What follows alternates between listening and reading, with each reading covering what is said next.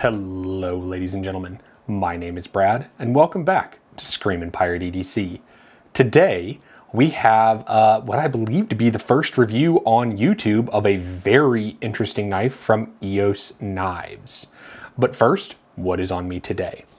My mug is going to be Death Riding a Unicorn. This is from Prometheus Design Works, made by Deneen Pottery. Very funny, love it. Next, the wallet and the coin are from Vera Forma Leather. Very cool stuff, guys. There is a link in the description here and a link on the bio on my Instagram to the Vera Forma Leather Works shop on Amazon. Anything purchased there does help me a little bit, so go on and check them out, guys.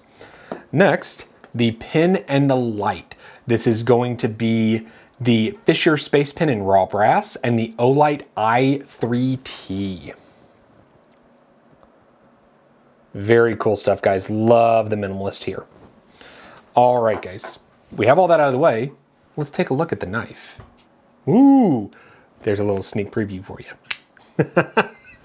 So, this is the EOS Knives Mini Nautilus. Did a short on this with the unboxing. Super cool little cleaver. Yes, they call this the Sasha gray finish. If you get that joke, well, I think we can be friends. But cool little knife, great little action. I say little, it's actually bigger than I thought it was going to be. But this is going to be a plunder or plant, guys. Is it going to stay in the collection? Am I going to keep this one? It is on loan from Whitty over at USA Made Blade. And am I going to purchase it? So, let's go ahead, head down to the tabletop and do some specs, some size comparisons, and see what's going on with this knife. All right, guys, we are top down. Really quick, do not forget, stickers are available. I will have a pop-up for you. Also, some exciting news. There will be a Hank soon. This is in collaboration with Renegade EDC. It will be on his website. Keep your eyes peeled on my Instagram for the announcement. With that out of the way, we have our Nautilus. Well, guys, let's go ahead and brighten that up a little bit for the Nautilus because he's a little dark, isn't he? There we go, a little bit brighter. So, let's go ahead and do some specs. So with that being said, let's grab this. Come on. Yes, hello, hello, hello, hello.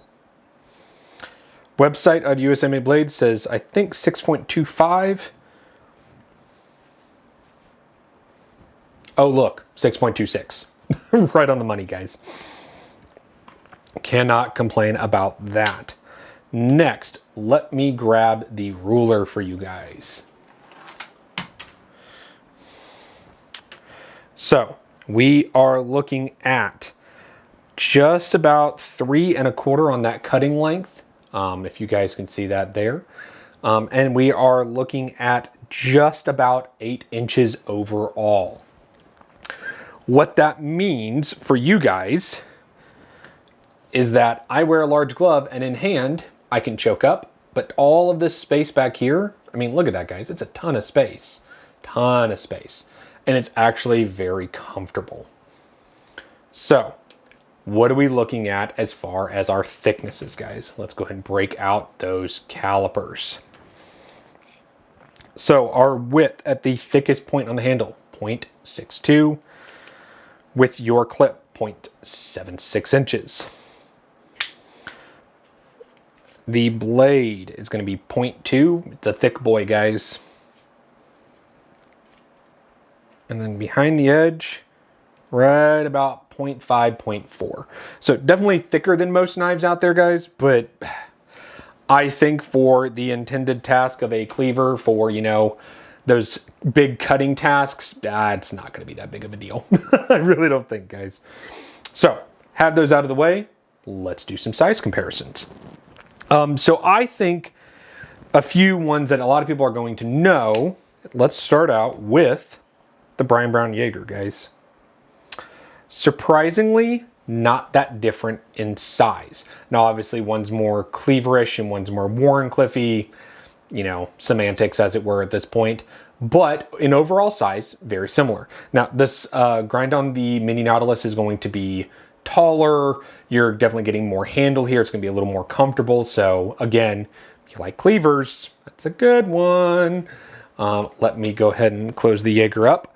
Next, another one that a lot of people know is going to be the Vero Engineering Axon. Actually, surprisingly, very similar in overall size. So yeah, that's a good size comparison for you. Now, as far as price, typically I get into that later in the video, guys. But as far as price on this one, we are looking at $555. Now, I know a lot of people are going to scoff at that price, but you have to think about full American-made knife and what is being compared to this as a full American-made knife. I don't have it on me right now. It's actually out on loan to other reviewers, but the McNeese Mac 2 3.5, guys, that's $500. I mean, and you're getting a titanium and 20CV. I mean, here you're getting, this is S60V.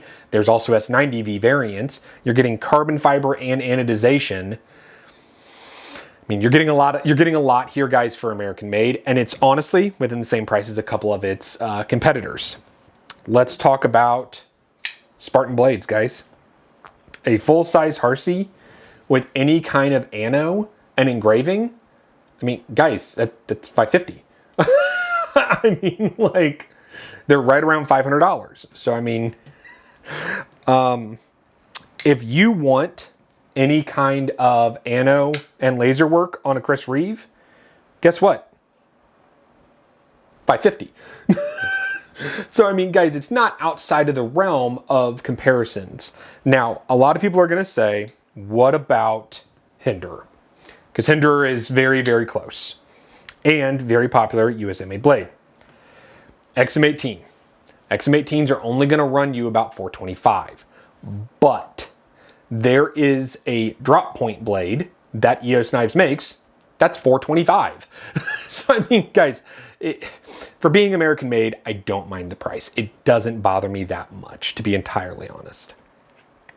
Well, with those size comparisons out of the way, let's talk about my opinions on this knife. When I first saw it, I was like, it's okay. It's not, I don't know if it's my thing. I don't know how much I'm going to love this compound grind right there. You can see it, guys.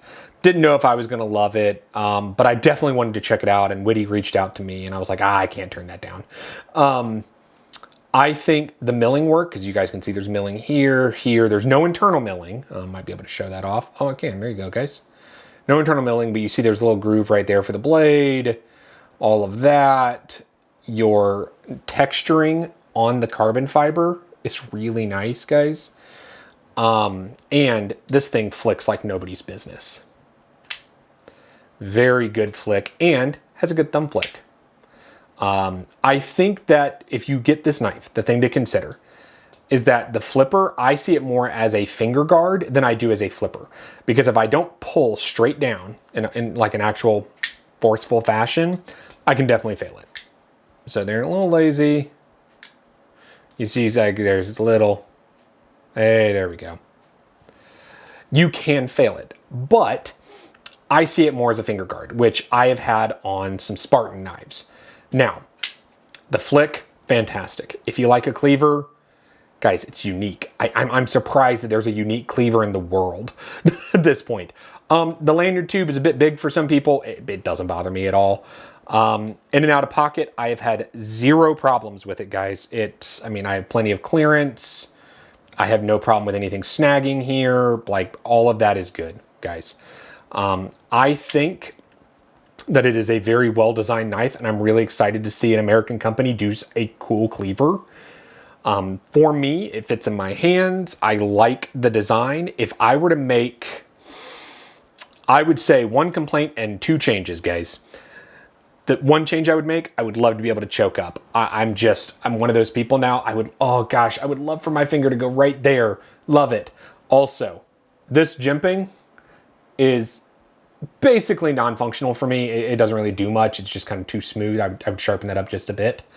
And then one complaint, guys, is the grit. But I mean, Whitty will tell you it's a little bit gritty.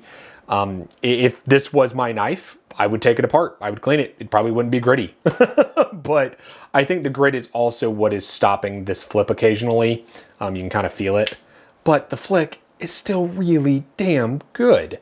So With all that being said, guys, let's go ahead and head back up top for the final conclusions on the EOS Mini Nautilus. All right, we are back up top. So with my opinion, specs, size comparisons out of the way, is this knife going to walk the plank, or am I going to plunder it and take it on an adventure? I think because this one is on loan and I can't take it apart, I can't clean it, I can't do anything with the knife, it's going to unfortunately walk the plank. Now, let me put a caveat with that, guys. If you could clean this knife out and really get down in there and clean the bearings and everything, I think the grit would be gone in a second. I really do.